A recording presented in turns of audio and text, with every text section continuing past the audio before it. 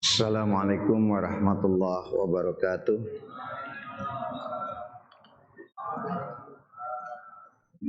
Bismillahirrahmanirrahim. La yasuku khaira ilallah. Bismillahirrahmanirrahim. La yasrifu su'a ilallah. Bismillahirrahmanirrahim. Makana min ni'matin fa minallah. Bismillahirrahmanirrahim. La hawla wa la quwata illa billahil aliyyil azim.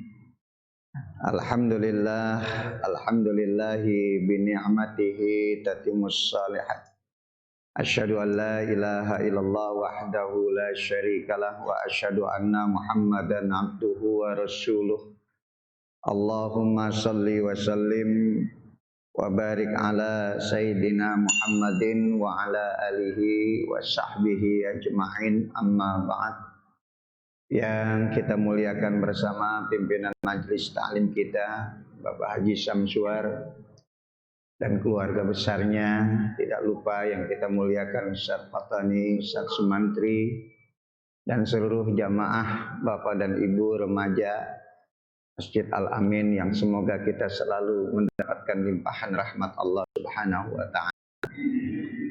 Alhamdulillah, kita panjatkan syukur kehadirat Allah pada kesempatan malam hari ini kembali kita hadir dalam majelis ilmu yang mudah-mudahan langkah kita, hadirnya kita, duduknya kita dalam majlis ini akan menjadi catatan kebaikan kita di sisi Allah. Salawat dan salam semoga dan selalu terlimpah kepada Rasulullah sallallahu alaihi wasallam. Mudah-mudahan kita semua akan mendapatkan syafaatnya di yaumil akhir nanti. Kita awali ta'lim kita dengan membacakan suratul Fatihah. Kita niatkan untuk muassis hadzal masjid wa muallif hadzal kitab Asy-Syaikh Imam Nawawi, dan juga Fatihah untuk Bapak Ngadingin bin Asmo Iranu yang sedang dirawat di Rumah Sakit Pasar Minggu. Semoga Allah angkat penyakitnya, diberikan kesehatan yang sempurna, dan jamaah kita yang hari ini sakit semoga Allah angkat penyakitnya. Saya juga mohon doa mudah-mudahan diberikan kesehatan yang sempurna, diri kita masing-masing dikasih panjang umur dalam taat dan dimatikan dalam husnul khotimah. Ala hadhihi niyah wa ala kulli niyatin salihah wa ila hadratin nabil mustafa rasulillah muallif hadzal kitab Asy-Syaikh Imam Nawawi wa muassis hadzal masjid annallaha yataghashshahum birahmah wal maghfirah wa yaskinuhumul jannah wa yu'li darajatihim syai'un lillahumul fatihah. A'udzu billahi minasy syaithanir rajim. Bismillahirrahmanirrahim. Alhamdulillahi rabbil alamin arrahmanir rahim maliki yaumiddin. Iyyaka na'budu wa iyyaka nasta'in ihdinas siratal mustaqim siratal ladzina an'amta 'alaihim ghairil maghdubi 'alaihim waladdallin. Ya Rabbi bil Mustafa balligh maqasidana waghfir lana ma madha ya wasi'al karmi ya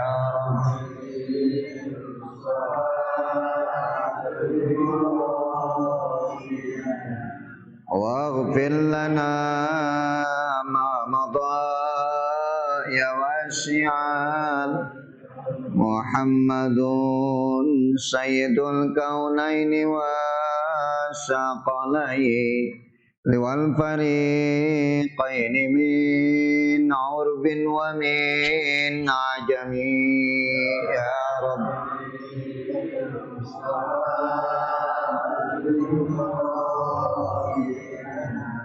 waghfir lana ma madha ya wasi'al wal habibul ladzi turja syafa'atuhu likulli haulin minal ahwali rahimin ya rabbi bil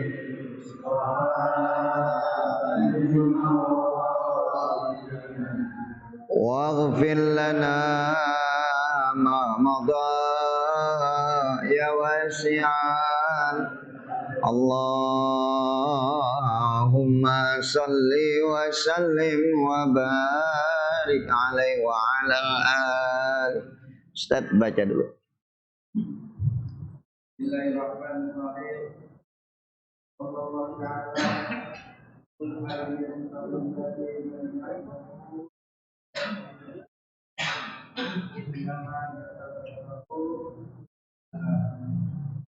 Fa'an Abi Mas'ud Allahumma al-Badri al-Aqdari Rasulullah Qala sallallahu alaihi wasallam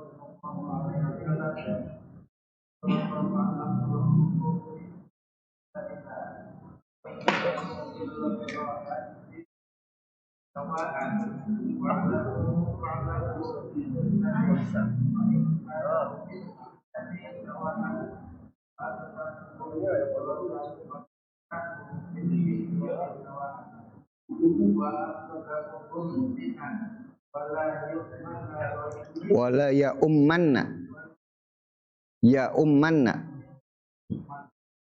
ya ummanna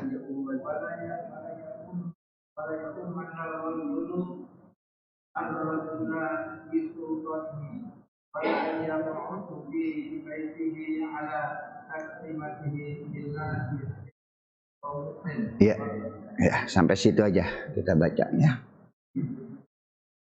Bismillahirrahmanirrahim.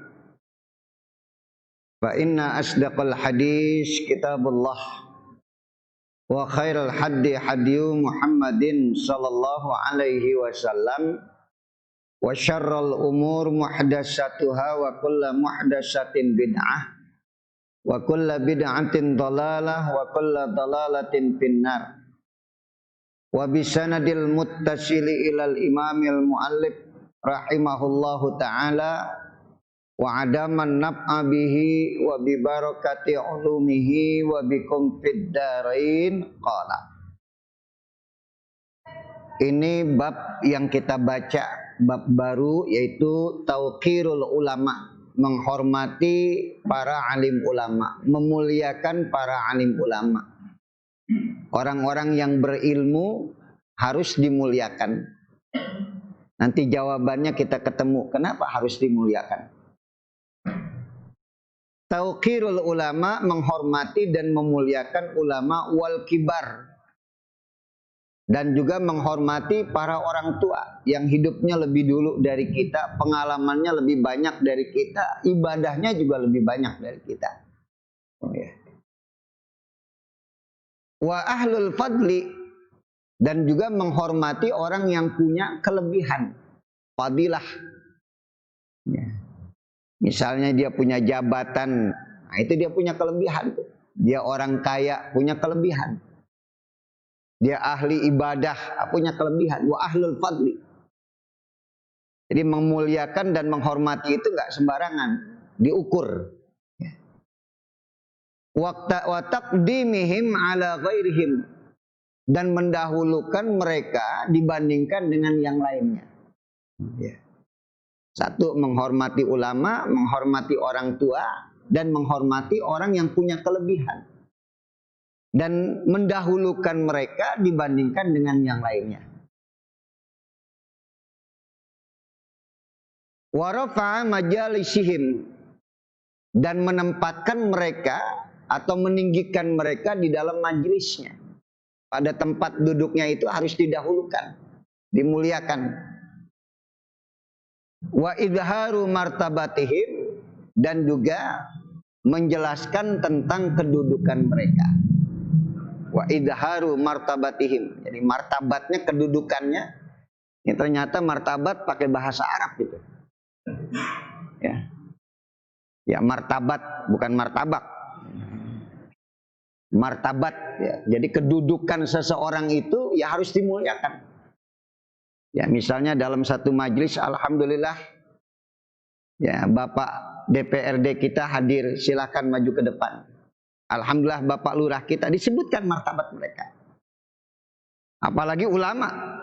Alhamdulillah guru kita, ajengan kita, kiai kita hadir. Alhamdulillah. Tafadhol kiai, silakan maju ke depan. Wa rafa'a majalisihim. Jadi mengangkat derajat daripada kedudukan mereka. Pak, Bu, ini nanti alasannya ada. Kenapa mereka harus kita muliakan? Kenapa mereka harus kita dahulukan?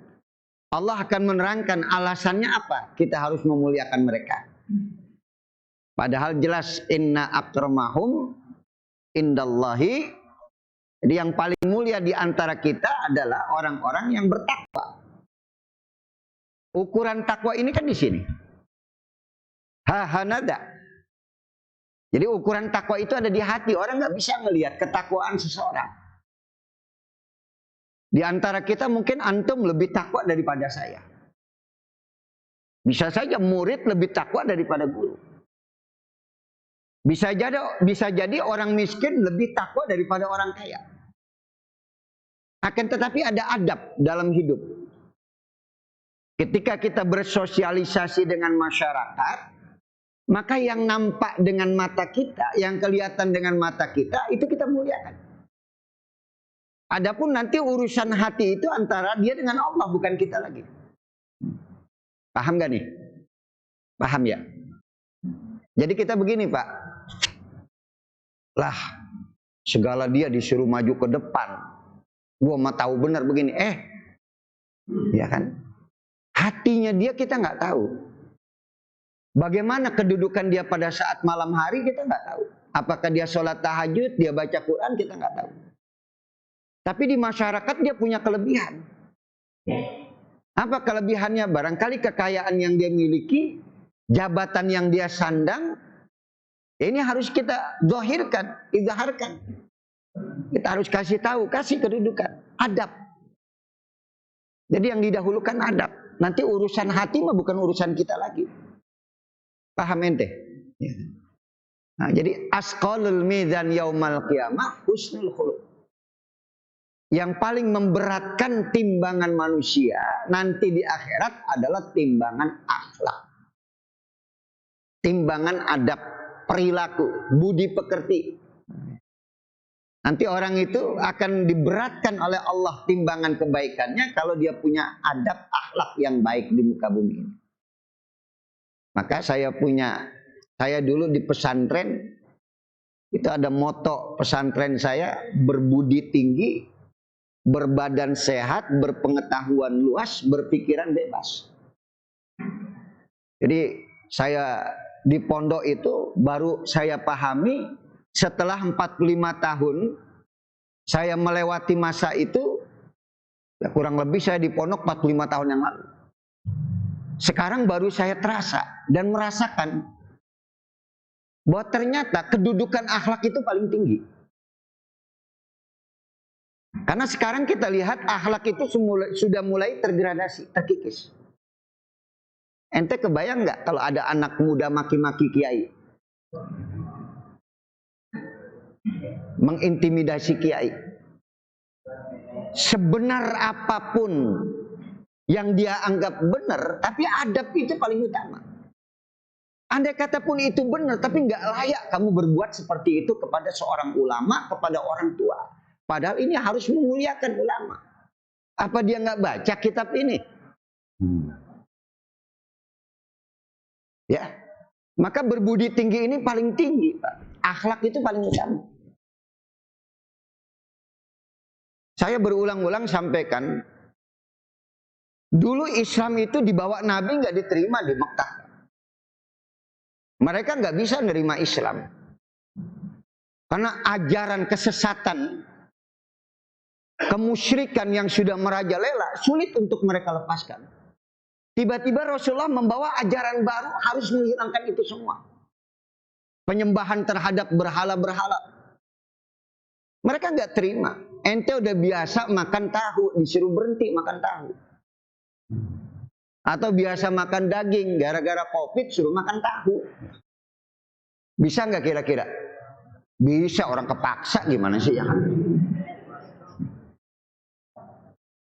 Enggak. Jadi kebiasaan-kebiasaan itu sulit untuk dihilangkan. Jadi kalau boleh dikatakan Islam itu dulu nggak diterima. Tetapi Rasulullah membawa Islam dengan adab, dengan akhlak, etika yang bagus. Sampai orang-orang Mekah itu menjuluki Nabi dengan Al-Amin, orang yang dipercaya. Antum kebayang nggak? Jadi mereka baru bisa menerima Islam ketika yang membawa Islam itu punya adab, punya etika yang baik. Ya. Ini sekarang udah tergradasi, udah terkikis.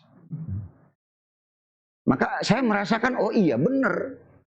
Ternyata adab itu adalah paling utama dalam hidup. Kalau ente nggak punya adab, sebenar apapun yang ente bakal sampaikan, orang nggak akan terima. Andai kata itu benar. Kalau itu salah, lebih nggak beradab lagi ente. Andai kata kebenaran itu kita sampaikan, tapi dengan cara yang tidak baik, orang nggak akan terima. Walaupun ente komplain ini adalah yang paling benar. Saya nggak mau bahas terlalu panjang, tapi antum semua tahu, bisa ngelihat ya, bahwa adab itu sekarang ini sudah mulai terkikis, tergradasi. Nah kebetulan kita belajar di sini tentang tauqirul ulama. Bagaimana kita memuliakan ulama, menghormati ulama, dan memuliakan orang-orang tua. Bagaimana adab kita kepada siapa? Kepada guru. Apalagi guru kita, apalagi guru kita orang tua kita. Yang lebih tua daripada kita. Dan juga memuliakan orang-orang yang punya kelebihan. Wa taqdimihim, dan mendahulukan mereka dibandingkan dengan yang lainnya. Jadi andai kata nanti ini, andai kata saya berandai-andai ini, andai kata ada satu resepsi, ada satu walimah, ya, baik itu walimatul akikah atau walimatul syafar, tiba-tiba kiai disuruh makan duluan, ente nggak boleh protes karena udah baca babnya ini. Paham gak? Lah kok itu Ustadz Nur Sopa duluan ya kan? Lah baca kitabnya ini ya kan? Misalnya ya, jadi wa taqdimihim, memuliakan mereka ala ghairihim, terhadap yang lainnya. Adab ya. Jadi jangan ngukur nanti di sini, ngukurnya adab aja. Oh iya, kenapa dia dimuliakan? Kenapa ditaruh di depan? Ya. Karena adab tadi ya. Nggak semua orang diberikan kelebihan oleh Allah, maka kita harus memuliakan orang yang diberikan kelebihan oleh Allah. Wa rafa'a majalisihim, dan mengangkat kedudukan mereka, wa idharu martabatihim, dan menerangkan tentang martabat mereka. Jadi disebut namanya. Ya, tadi yang saya udah kasih contoh. Alhamdulillah, ini pengajian kita malam ini didatangi oleh kiai kita, guru kita, alhamdulillah. Sebut namanya, suruh maju ke depan. Kalau disuruh maju ke depan, guru atau orang yang punya kelebihan, maju. Jangan pakai, udah di belakang aja dah. Tafadhol Ustaz, udah di belakang aja, jangan. Jadi rame ntar. Paham gak jadi rame? Ya. Nanti semuanya nengok ke sana. Gitu. Ente kalau udah dipanggil, Ustaz duduk depan Ustaz. Tuh Ustaz jangan pakai, nggak usah Ustaz, maju. Antum dimuliakan orang, terima kemuliaan tadi. Nanti kalau bahasanya nanti saya agak kasar nih. Jangan sok merendah hati lah, merendah diri gitu. Jangan ya, disuruh maju ya maju. Dan andai kata ente nggak dihormatin orang, padahal ente punya kedudukan, karena orang nggak tahu, ente duduk di mana tempat yang kosong. Ini Pak Haji Samsuar nggak tahu kalau ente ustadz. Ente datang nggak ada yang nengok. Jangan pakai teriak, ustadz ini yang bagus. Udah di mana yang kosong, ente duduk. Pak, ya kan saya pernah cerita. Dapat undangan ceramah di Kerawang. Yang bawa mobil saya. Murid saya pakaiannya lebih dari saya. Dia pakai eagle, dia pakai gamis. Saya cuma pakai jas doang. Karena mobil waktu itu AC-nya mati, saya buka jas lah. Cuman pakai peci doang. Saya yang nyupir, dia di samping. Begitu sampai di lokasi yang disambut dia, ya kan? Dimarhabanin dia. Ya Nabi, dia sampai teriak-teriak, bukan saya kiainya, itu yang nyupir, kata kiai. Ya kita nggak usah marah. Kenapa? Karena dia nggak kenal sama kita. Adab. Makanya Rasulullah SAW ketika beliau berdakwah di Taif, itu disebut dengan Amul Huzni, tahun kesedihan. Istri Rasulullah Khadijah wafat, meninggal dunia. Paman Nabi yang membackup dakwahnya Nabi, Abu Thalib, meninggal. Nabi berdakwah di Taif. Bukan disambit. Nabi dilempari batu, Pak. Tangan sebelah kiri Rasulullah menutup muka. Tangan kanan Rasulullah mendoakan orang yang menyakiti beliau. Itu sampai malaikat gunung yang mengapit Taif, malaikat Jabal yang mengapit Taif itu minta izin kepada Rasulullah. Ya Muhammad sallallahu alaihi wasallam, istazin, aku minta izin. Apa? Sya'arfa hadzal jabalain. Ini dua gunung ini akan saya angkat. Semua orang yang nyakitin, melempari kamu dengan batu, saya akan binasakan semua. Saya akan habisi semua. Apa kata Rasulullah? Jangan. Mereka nggak tahu saya Nabi. Kalau mereka tahu saya Nabi, nggak mungkin mereka akan bersikap seperti itu kepada saya. Sambil didoakan sama Nabi, Allahumma hdil qaum fa innahum la ya'lamun. Ya Allah, berikanlah hidayah kepada orang yang menyakiti saya. Allahumma hdil qaum. Ya Allah, berikan hidayah kepada kaum saya. Fa innahum la ya'lamun. Mereka nggak tahu kalau saya Nabi. Kalau mereka tahu saya Nabi, tidak mungkin mereka akan menyakiti saya seperti ini. Pahamin deh. Jadi kalau ada orang nggak tahu kita siapa, ya biasa aja. Ya, orang nggak nyambut kita, orang nggak hormatin kita. Di mana ada bangku yang kosong, tempat yang kosong, ente duduk. Tapi andai kata ente dipanggil, disuruh maju ke depan, maju. Nggak usah. Jadi rame entar.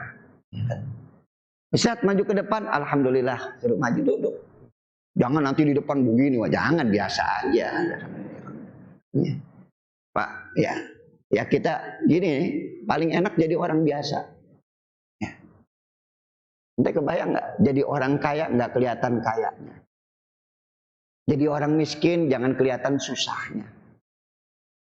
Tahu? Jadi orang kaya jangan kelihatan apanya. Wah, mentang-mentang orang kaya pengen kelihatan terus. Biasa aja. Jadi orang miskin jangan kebangetan kelihatan susahnya. Emang ada orang miskin yang kelihatan miskinnya, susahnya? Ada. Ngeluh terus. Ji, gimana kabarnya? Kepala gue puyeng banget urusan. Biasa aja. Ji, gimana kabarnya? Alhamdulillah. Dah, kita lanjut ya.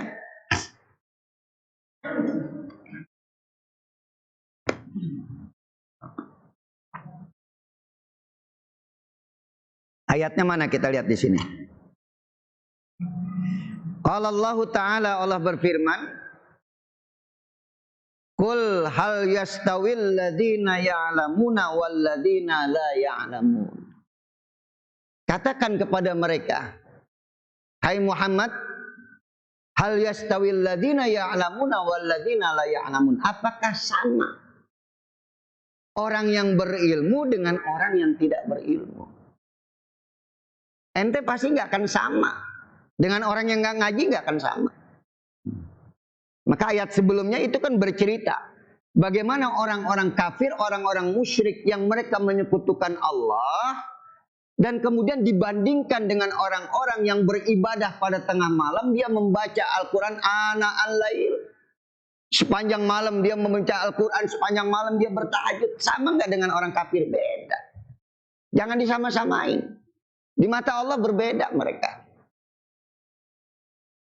Tetapi kita punya adab. Andai kata kita nggak sama dengan mereka, kemudian mereka punya kelebihan di satu sisi yang kelihatan dengan mata, boleh kita hormati. Akan tetapi orang yang berilmu, yang paham, yang mengerti bahwa hidup ini akan kita pertanggungjawabkan. Nggak akan sama orang yang taat kepada Allah dengan orang yang hidupnya sembarangan. Karena dia nggak paham bahwa nanti ada kehidupan akhirat. Nggak sama. Dalam perjalanan hidupnya dia hati-hati. Bahwa nanti dia akan pertanggungjawabkan. Pak, orang yang nggak ngaji sama orang yang ngaji beda. Orang yang ngaji lebih hati-hati lagi. Makanya orang yang berilmu, paham tentang agama, kemudian dia melakukan dosa, dosanya 2 kali lipat. Dengan orang yang tidak paham, orang yang nggak mengerti. Orang yang nggak berilmu, yang nggak mengerti, dosanya cuma 1. Tapi orang yang sudah ngaji, udah paham tentang hukum, udah paham tentang agama, tetapi dia melakukan dosa 2 kali lipat dosanya. Nah sekarang saya mau tanya, ente mendingan berilmu atau tidak?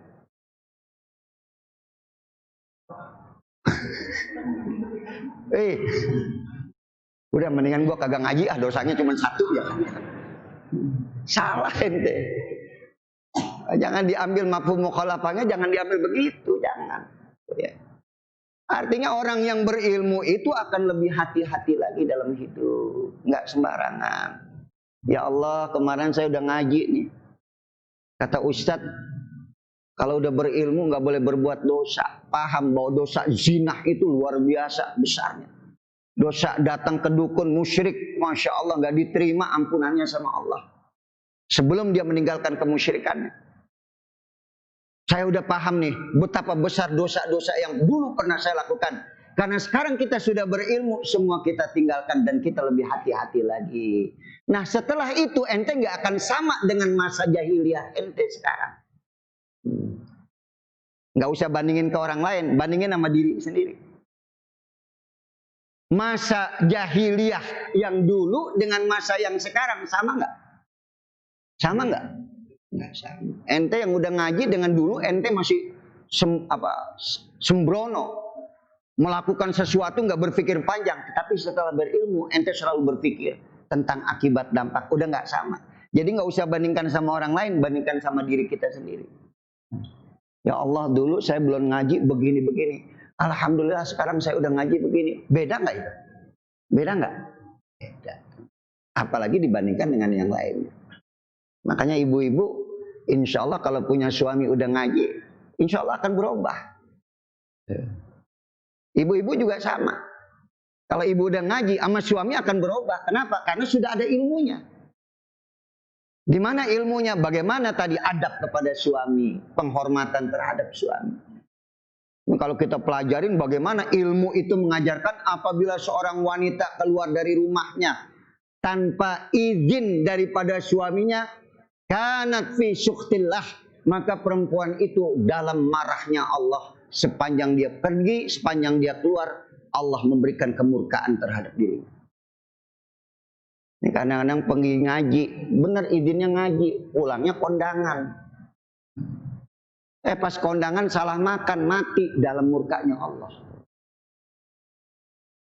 Ini kalau udah ngaji nggak sembarangan lagi nanti. Bang, gue mau ngaji bang. Pulang ngaji kondangan, habis kondangan ke mall. Ya. Kata suaminya nih, pegang duit 3 juta. Cium tangan bolak-balik. Wah, redo banget suaminya. Dia minta izin, bang. Mau kondangan, mau ngaji, ntar pulang ngaji kondangan, pulang kondangan mau ke mall, bagi duit. Suaminya kesel. Akhirnya duit diambil, dilaci, dilemparin 10 juta. Tuh. Kira-kira ibu milih yang tadi 3 juta apa yang 10 juta?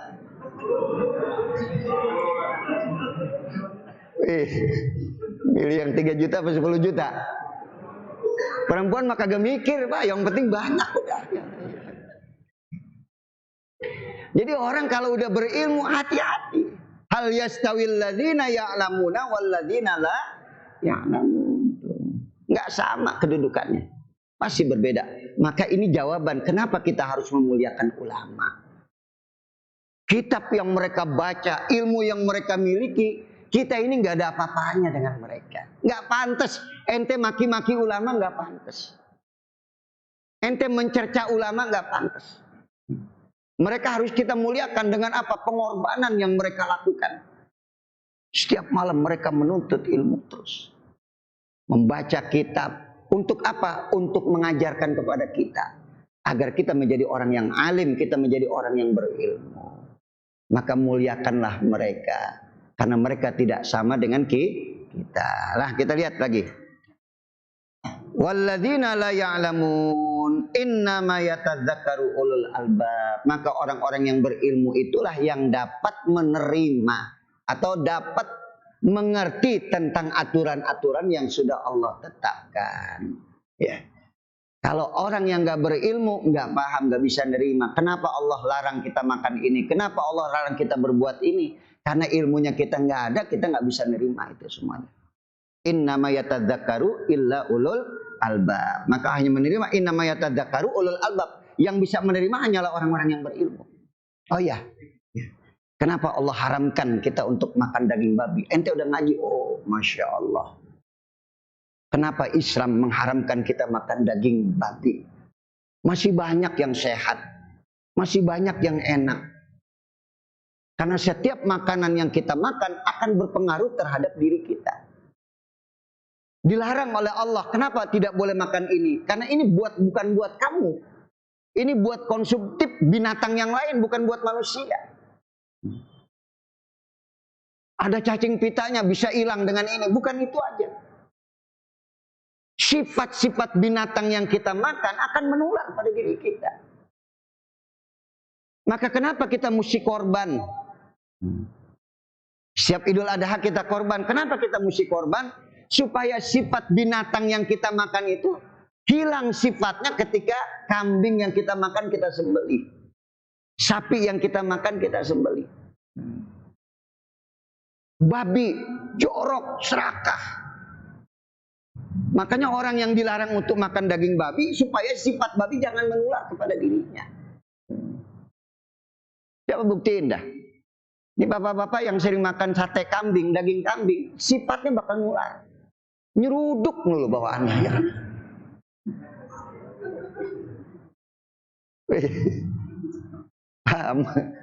Pulang makan sate kambing, bawaannya menyeruduk aja. Sifatnya itu dibersihkan. Maka ente lihat kenapa Quran selalu memberikan maudhu judul itu dengan nama-nama binatang. Supaya kita belajar dari situ. Ada an-naml, ada an-nakhl, ada al-ankabut, ada apa lagi al-fil, ada apa lagi al-baqarah. Jelas nggak sama, mereka dengan manusia nggak sama. Makanya kita yang mesti mengantisipasi. Ya, jadi hanya orang-orang yang berilmu yang bisa menerima aturan-aturan yang Allah berikan. Artinya kalau ente nggak mau nerima Allah ngatur ente, Nabi ngatur ente, berarti ente bukan orang yang berilmu. Orang yang berilmu itu mau diatur. Ini udah ngaji begini diatur, jangan begini sama laki ya, jangan begini sama suami. Ibu yang udah ngaji insya Allah pulang nanti tambah hormat kepada suaminya. Bapak yang sudah ngaji insya Allah pulang karena ilmunya udah dapat, maka akan lebih sayang kepada istrinya. Khiyarukum khairukum linisaihim. Sebaik-baik suami adalah suami yang memuliakan istrinya. Jadi siapa suami yang paling mulia? Siapa suami yang paling terhormat di mata Allah? Adalah suami yang bisa memuliakan istrinya. Dengan cara apa dia memuliakan istrinya? Satu, memanggil istrinya dengan sebutan yang menyenangkan hatinya. Masih pacaran aja manggilnya enak banget. Bebek, yayang. Ntar giliran bini kita udah tua, jalan udah doyong, badan udah gemuk, manggilnya dut. Berubah, nggak ada kemuliaan terhadap istri. Panggil dengan sebutan memuliakan. Kenapa saya berani ngomong begini? Karena Nabi kalau manggil istrinya itu nggak sembarangan. Ya Humairah. Dari kalimat ahmar, ahmar itu mudzakkar, merah. Ya, muannasnya jadi Humaira, aswad hitam. Muannasnya jadi sauda. Ya Humaira, wahai yang kemerah-merahan. Karena Aisyah kulitnya putih, kalau kena matahari merah. Makanya dipanggilnya ya Humaira. Itu boleh tuh. Kalau ente punya istri putih kena matahari merah, panggil ya Humaira. Kalau istri kita putih,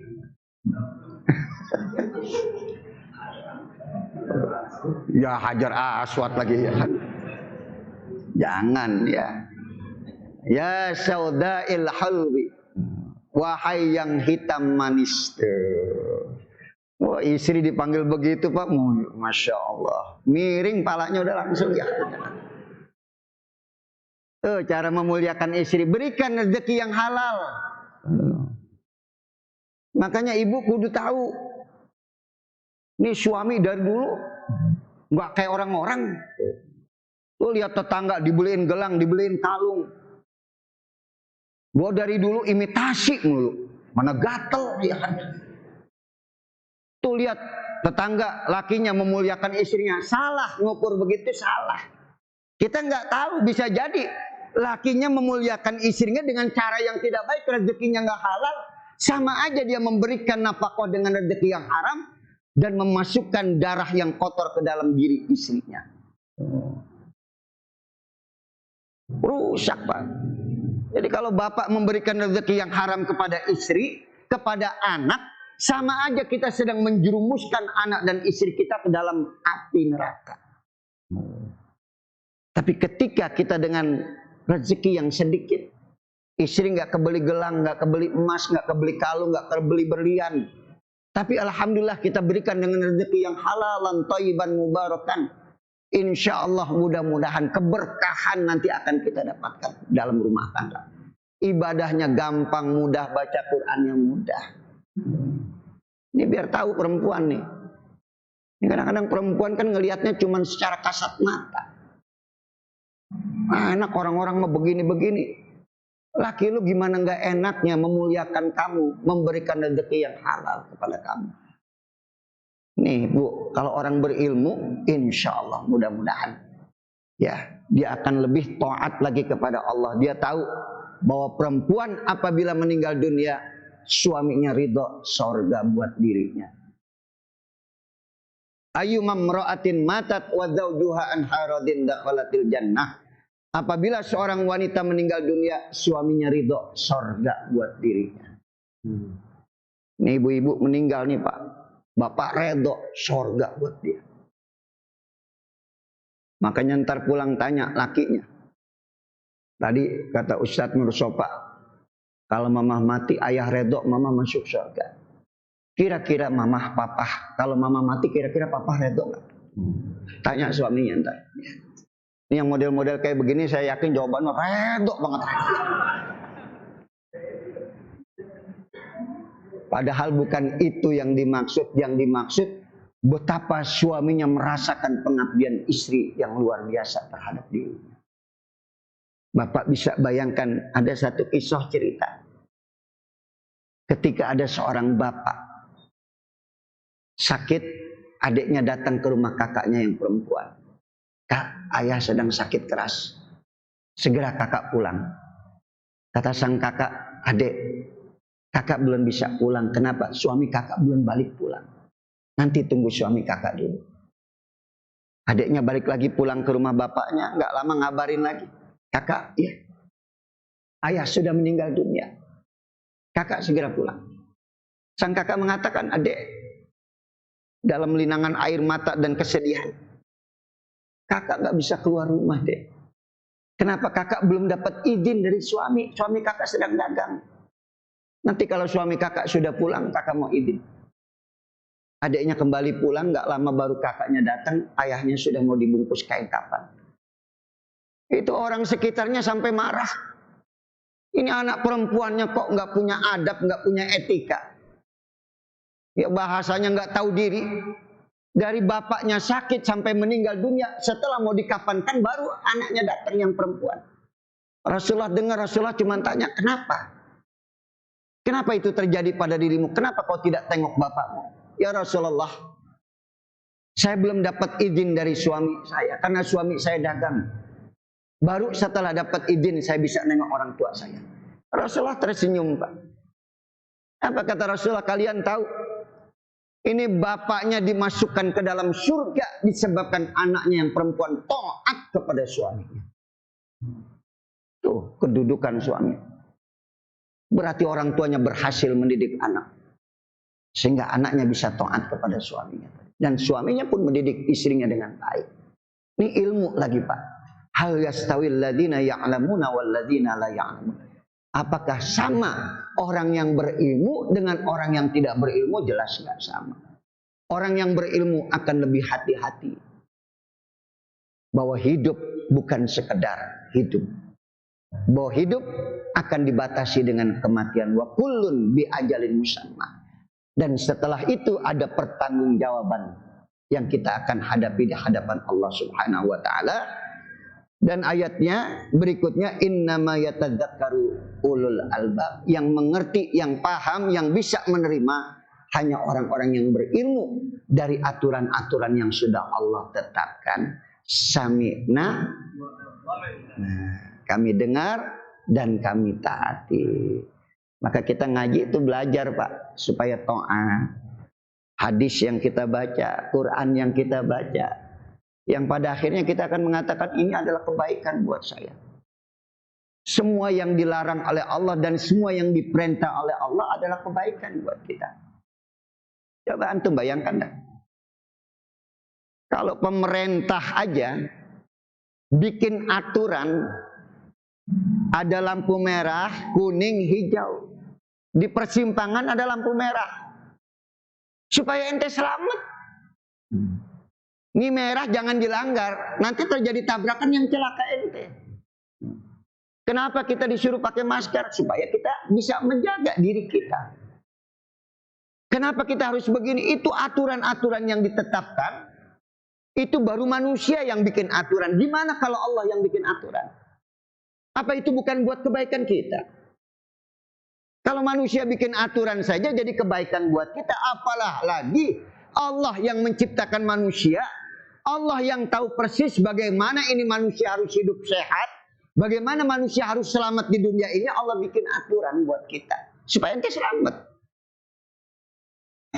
Kenapa mesti sholat? Kenapa mesti puasa? Ya sekarang baru dikaji, Pak. Oh iya. Kenapa kita mesti sholat? Orang yang sholatnya benar, tumakninanya benar, rukuknya benar, sujudnya benar, sehat badannya insya Allah. Bahkan ente bayangkan wudhu aja. Begitu kita istinsyak. Ada nggak istinsyak? Dalam wudhu ada nggak istinsyak? Masukkan air ke dalam apa tadi? Bersih tuh penyakit di badan kita. Kalau ente wudhu benar aja udah bersih. Istinsyak. Ada lagi istibro. Maaf ya, orang kalau habis pipis suruh istibro. Tahu istibro? Dehem. Makanya orang-orang dulu kalau ke kamar mandi rame, Pak. Saya ingat dulu itu Masjid As-Su'ada dulu, Pak, kamar mandinya itu masih ada ikan emasnya itu. Kayak kolam gitu. Itu kalau habis dari WC itu bapak-bapak rame itu. Istibro. Menghabiskan tetesan yang ada pada saat kita buang air kecil. Sehingga pada saat sujud, ruku, itu semua udah diatur. Karena diri kita ini yang menciptakan Allah. Dan Allah yang paling tahu persis bagaimana supaya kita bisa selamat, bagaimana supaya kita bisa sehat. Pada saat kita sholat, 360 tulang rusuk kita semua bergerak, baik pada saat sujud, pada saat ruku, pada saat sujud. Sehat ini. Itu baru buat kesehatan secara medis. Gimana buat kebaikan kita? Allah berikan, idza qamal 'abdu fi sholatihi, apabila berdiri seseorang di dalam sholatnya, zurral birru ala ra'sihi, maka sepanjang dia berdiri dalam sholat, Allah taburkan kebaikan. Nggak habis-habis kebaikan hatta yarka, sampai dia ruku. Jadi kalau kita sholat mulai takbiratul ihram, Allahu Akbar, Itu sepanjang kita berdiri itu kebaikan Allah limpahkan. Jadi kalau orang yang tarawihnya 20 rakaat 17 menit dapat apa? Baru berdiri sebentar udah ruku. Belum turun kebaikan dia udah ruku. Fa idza raka'ar raqi, apabila seseorang melaksanakan rukunya, alathu rahmatullah, maka pada saat dia ruku Allah turunkan rahmat terhadap dirinya. Kapan rahmat itu akan habis? Hatta yasjuda, sampai dia sujud. Ente berdiri dapat kebaikan, ente ruku turun rahmat Allah. Pada saat ente sujud, bapak ibu sujud, pada saat itu alathu rahmatullah fal yas'al wal yarghab. Pada saat sujud itulah pintu langit terbuka. Mintalah apa yang kau inginkan pada saat sujud. Pada saat otak yang ada di kepala kita, yang jadi kebanggaan kita bisa berpikir, yang menjadi kebanggaan kita menjadi orang pintar, kita letakkan di tempat yang paling rendah dan kita merendahkan diri di hadapan Allah, baru pintu langit dibuka dan doa ente bakal dikabulkan. Makanya kan ada tata cara berdoa. Kalau masih ada kesombongan di hati kita, jangan harap doa kita dikabulkan Allah. Rendahkan diri kita serendah-rendahnya dan doa baru dikabulkan ketika ente sujud. Itu filosofisnya. Jadi akhirnya kita nggak boleh jadi orang yang sombong. Kalau kita sombong, jangan harap doa kita bakal diijabah. Kiai kalau sombong dengan ilmunya, doanya nggak bakal diijabah. Ustadz juga sama, apalagi yang bukan ustadz, bukan kiai. Mau siapapun juga, selama masih ada terjangkit penyakit sombong di dalam dirinya, maka pintu langit tertutup buat dirinya, doanya tidak akan dikabulkan oleh Allah. Udah paham? Ini baru ayatnya kita baca, belum hadisnya. Ya, Isya sudah masuk. Mudah-mudahan yang saya sampaikan ada manfaatnya, bisa kita amalkan dalam kehidupan kita sehari-hari. Ada yang ditanyakan nggak? Nggak ada. Pas ya. Alhamdulillah, Masjid Al-Amin pinter-pinter semuanya, nggak ada yang nanya. Al-Fatihah. A'udzubillahi minasyaitonirrajim. Bismillahirrahmanirrahim. Alhamdulillahirabbil alamin arrahmanir rahim maliki yaumiddin iyyaka na'budu wa iyyaka nasta'in ihdinas siratal mustaqim siratal ladzina an'amta 'alaihim ghairil maghdubi 'alaihim waladdallin. Wa'afani karim Allahumma bihaqqil Fatihah bisiril Fatihah bi karamatil Fatihah ya farijil ham ya kasyifal gham ya man ya'ti wa yaghfir wa yarham. Da'wahum fiya subhanakallahumma tahiyatan fiya salam wa akhir da'wahum alhamdulillahirabbil alamin. Kita baca doa kafaratul majlis. Bismillahirrahmanirrahim. Subhanallah.